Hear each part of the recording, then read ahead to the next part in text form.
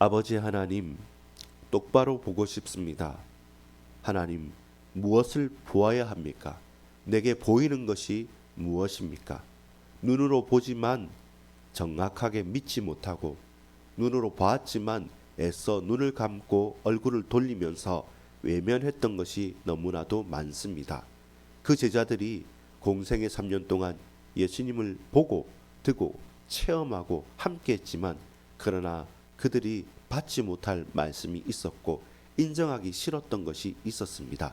영광은 보지만 그 고난과 그 매맞음과 채찍질과 그 순환은 애써 외면하는 것이 우리의 일상이고 우리의 인간의 계산법입니다.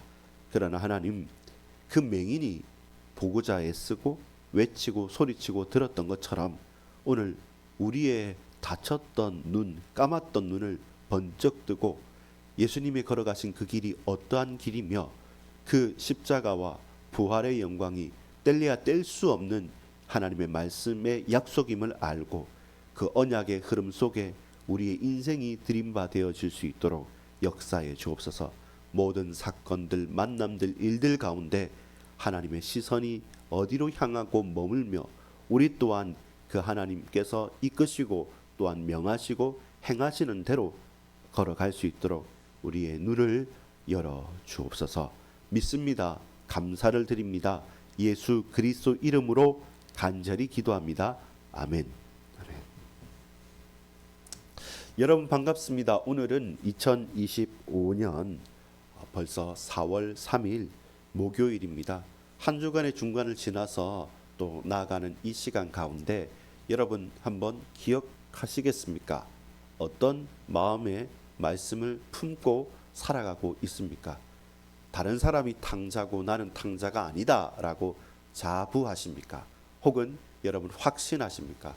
근데 그 자부심과 확신은 내려놓고 내가 집을 떠난 둘째 아들, 막내 아들 같은 탕자다. 주님께 돌이키시면 주의 집, 아버지의 집으로 나아가시면 됩니다. 여러분, 그 망했다는 현장에서 머물러 계시지 말고 돌이켜서 그렇구나, 아버지의 집은 그렇구나, 이방인인 우리를 사랑하셔서 그까지 부르시는 하나님의 그 큰 사랑은 얼마나 큰가 하고 여러분 생각하시고 고백하시고 믿고 움직이는 겁니다. 또 한편에서는 이만하면 됐지 않느냐, 하나님께서 내게 역사해야 되지 않느냐, 왜 저 막내에게 허랑방탕하게 살았던 그에게만 역사하고 나에게는 염소 새끼 한 마리 안 잡느냐라고 우리가 힐난하고 스스로 겉으로는 아들처럼 맏아들처럼 살지만 그 속으로는 하나님을 도저히 알 수 없고 나만의 신을 찾아서 나만의 하나님을 찾아서 살아가고 있는 그런 영적으로 간음하고 우상 숭배하는 외식, 그 완고함에서 우리는 돌이켜서 내가 탕자입니다. 불쌍히 여겨 주옵소서. 하나님의 은혜가 매일 매분 매순간 필요합니다. 주께서 나를 맞아주시고 내 모든 것들을 주께 온전히 의탁할 수 있는 참된 믿음을, 참된 은혜를 허락해 달라고 저와 여러분이 간절히 기도하면서 이 하루를 살아가고 있습니까? 그러면 보일 것입니다. 그러면 반드시 보일 수밖에 없습니다. 그럼 여러분 무엇이 보이십니까? 누가 보이고 무엇이 보이십니까?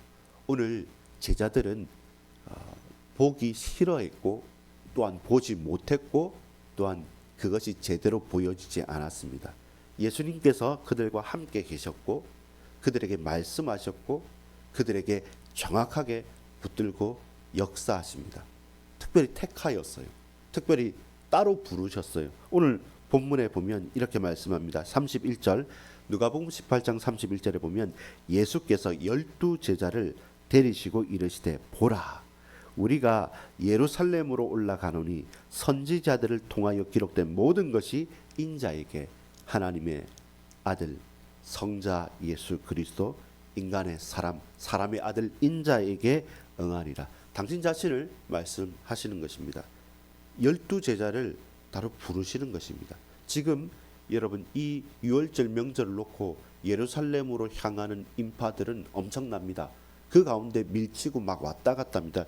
뒤에도 말하겠지만 그 바디메오라고 하는 그 맹인이 부르짖을 때도 마찬가지입니다. 워낙 정신이 없는 현장입니다. 그래서 12제자를 따로 부르셔서 그들에게 지금 우리의 목적지는 예루살렘이다.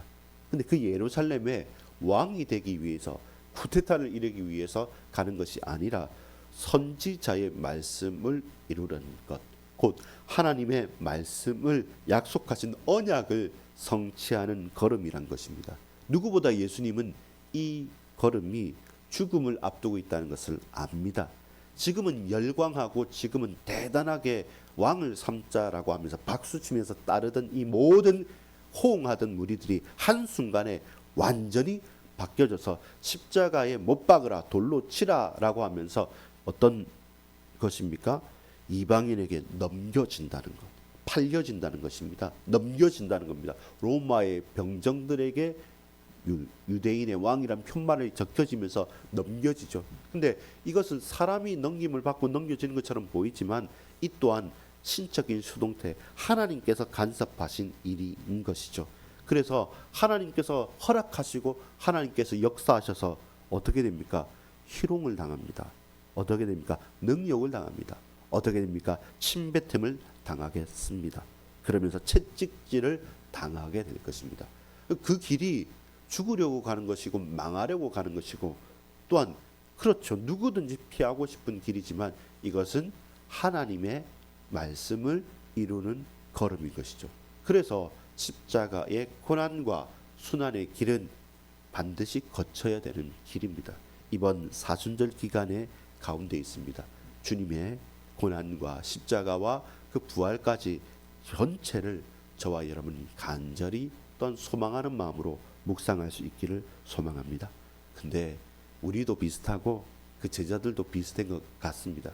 안 들은 말씀이 아니고 명확하게 말씀하셨지만 34절에 보면 제자들이 이것을 하나도 깨닫지 못하였으니 그 말씀이 감추어졌으므로 그들이 그 이르신 바를 알지 못하였더라. 우리가 성경 원어 히브리어 헬라어를 잘하고 저와 여러분이 뛰어난 학식 가운데 있으면 이해를 잘 할 수 있겠죠. 근데 그게 아니라고 말합니다. 뭐라고 말씀합니까? 이것을 하나도 깨닫지 못하였던 것이다. 그 이유가 뭡니까? 말씀이 감추어져 있기 때문에. 말씀을 깨닫게 하고 예수님이 그리스도이심을 조명하고 그 빛의 찬란한 능력을 말씀을 생각나게 하시는 분이 누굽니까? 성령 하나님. 진리의 영이신 성령께서 우리에게 오셔서 조명하시고 드러내 주시고 역사해 주시고 깨닫게 해 주시고 할 말을 주시지 않으면 그 말씀을 들었다 하고 눈앞에 본다 할지라도 난 놓고 기억자도 모를 수밖에 없는 것이죠. 그래서 오늘 우리에게 필요한 것은 뭡니까? 우리의 열심과 노력이 아니라 성령의 은혜를 간구합시다. 주의 성령께서 진리의 영께서 오셔서 저와 여러분의 심령을 감동하시고 그 영안을 열어서 깨닫게 하시고 말씀이 들려지게 하시고 믿어지게 하시고 그 말씀의 전달자요 증인으로 서게 할 때만이 십자가가 그 부활과 그 고난과 그 영광이 동시에 말씀하신 그대로 우리에게 성취됨을 믿게 되는 겁니다. 그때 우리에게 눈에 가렸던 모든 흑암이 꺾여지고 물러가고 무너지게 되는 것입니다.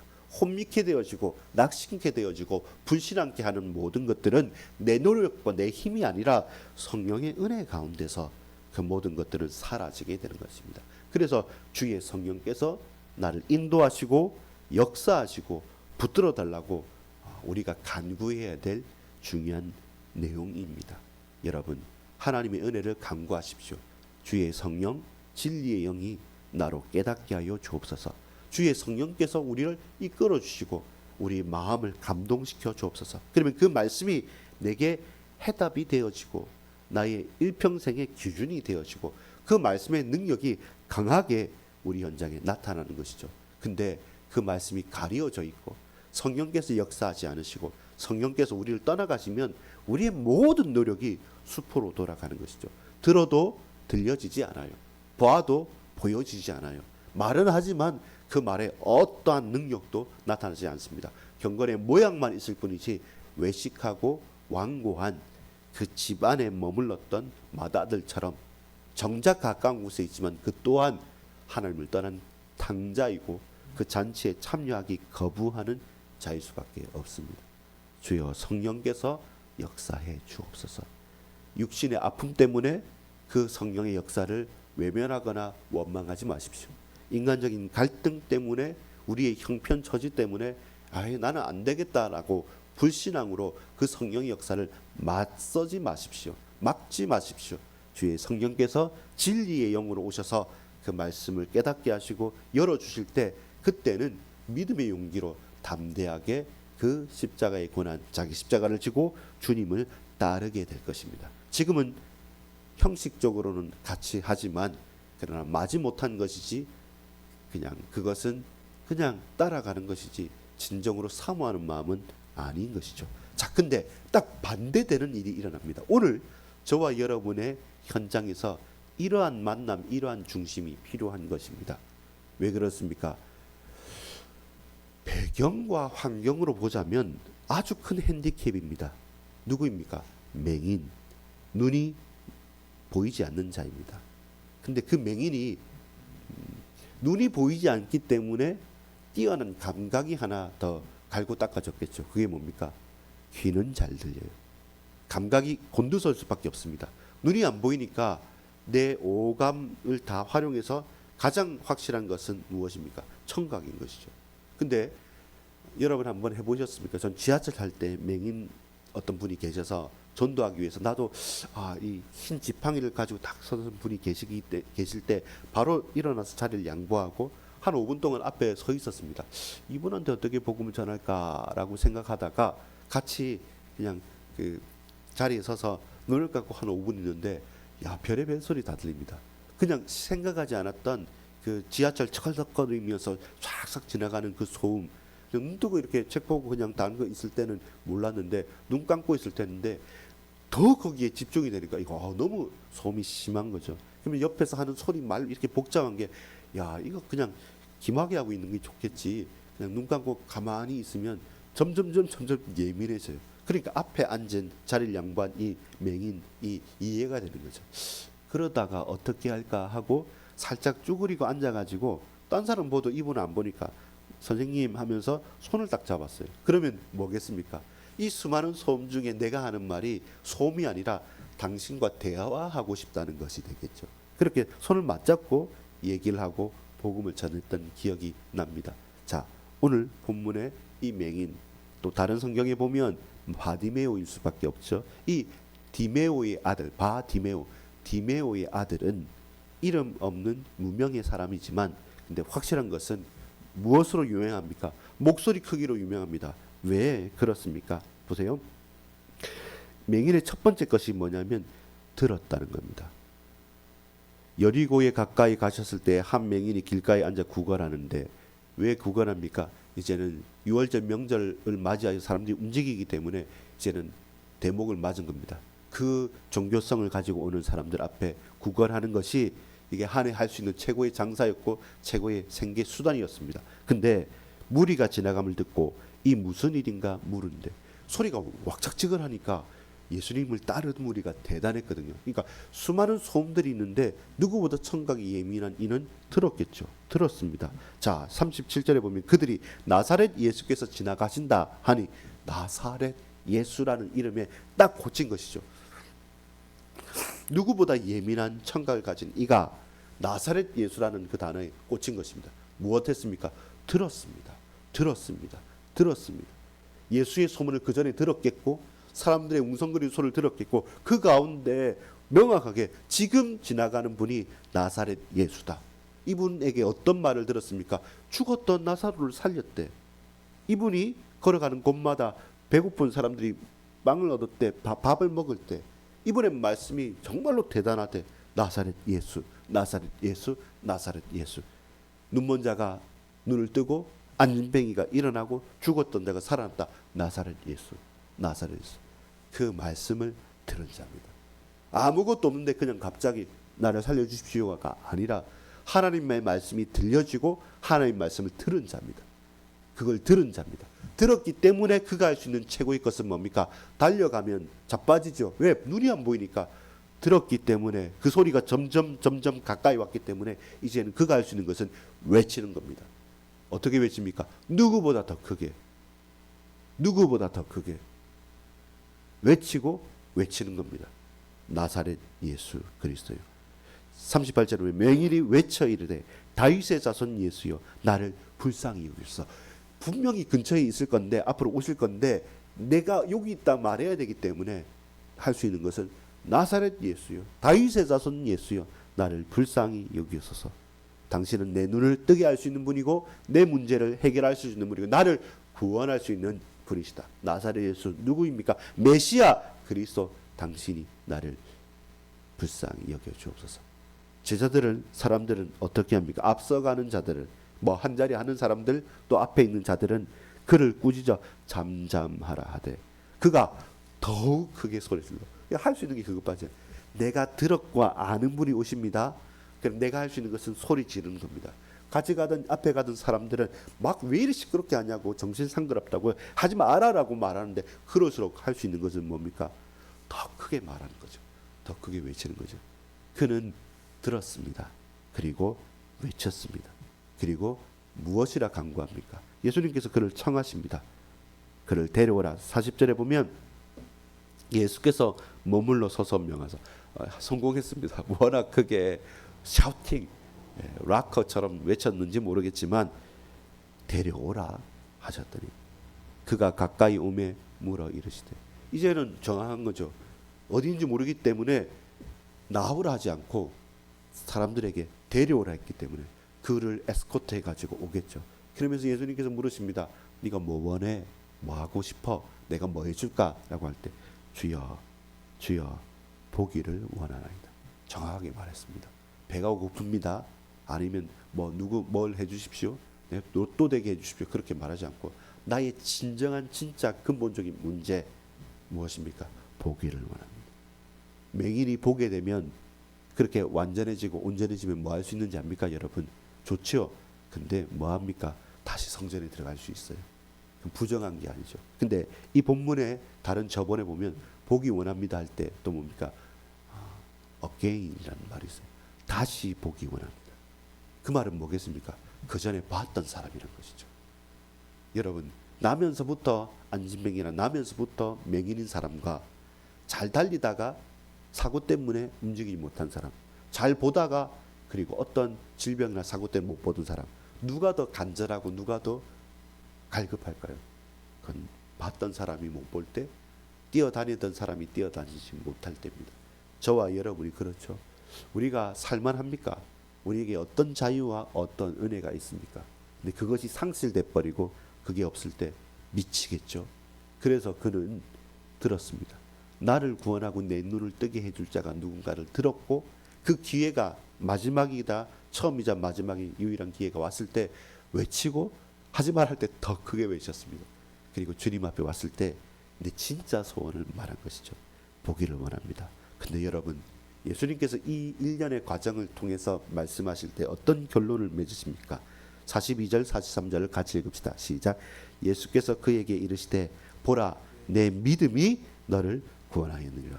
다른 믿음이 뭡니까? 그 믿음이 너를 구원하였느니라. 할 수 있는 것은 행위적인 행동적인 사모함이 있었지만 그가 본격적인 믿음이라고 할 수 있는 것은 무엇이었습니까? 오늘 본문 38절에 있는 것처럼 다윗의 자손 예수여 나를 불쌍히 여기소서. 당신은 메시아 그리스도이십니다. 나를 불쌍히 여겨서 내 이 눈을 낫게 할 수 있습니다. 라는 고백인 것이죠. 곧 보게 되어 하나님께 영광을 돌리며 예수를 따르니 백성이 다 이를 보고 하나님을 찬양하니라. 예수를 따르죠. 맹인이 보게 됐으니까 당연히 따르겠죠. 하지만 이미 예수님을 따르고 있었던 제자들과 12 제자들과 사람들은 이 예수님을 제대로 보았습니까? 아니죠. 못 봤죠. 여러분, 그들이 영적인 맹인이고 눈은 멀었었지만 영적으로 깨어있지 않았겠습니까? 말 그대로 그것은 하나님의 긍휼하심과 하나님의 은혜이죠. 여러분, 오늘 영안을 엽시다. 내 육신의 눈이 열렸다고 다 열린 것이 아닙니다. 영안을 열고 주님을 주목하고 바라봅시다. 여러분 무엇이 보입니까? 그 맹인 바디메오는 들었습니다. 그는 외쳤습니다. 그는 보았습니다. 그리고 예수님을 따릅니다. 근심하면서 예수님을 떠나간 자가 아니라 보고 하나님께 영광을 돌리며 주님을 따르고 찬양하는 그 그리스도의 증인이 됐습니다. 기도하겠습니다. 아버지 하나님, 오늘 이 하루를 살아가는 가운데 내가 무엇을 듣습니까? 어떤 고백이 있습니까? 그리고 진정한 나의 문제, 그 문제에 대해서 주님께 간절히 메어 달립니까?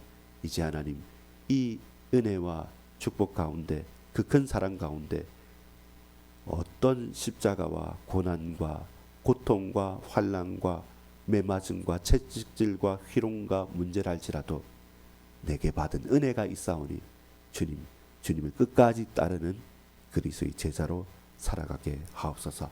영안을 열어주시고 제대로 보게 해 주옵소서. 구주 예수 그리스도 이름으로 간절히 기도 올리옵나이다. 아멘. 이제는 우리 구주 예수 그리스도의 은혜와 하나님 아버지의 사랑과 성령님의 교통하심이 우리의 영안을 열고 주님을 따르는 그리스도의 제자로 걸어갈 우리 모든 반석교의 권속들과 동역자들 머리 위에 지금부터 영원토록 항상 함께 있을지어다. 아멘.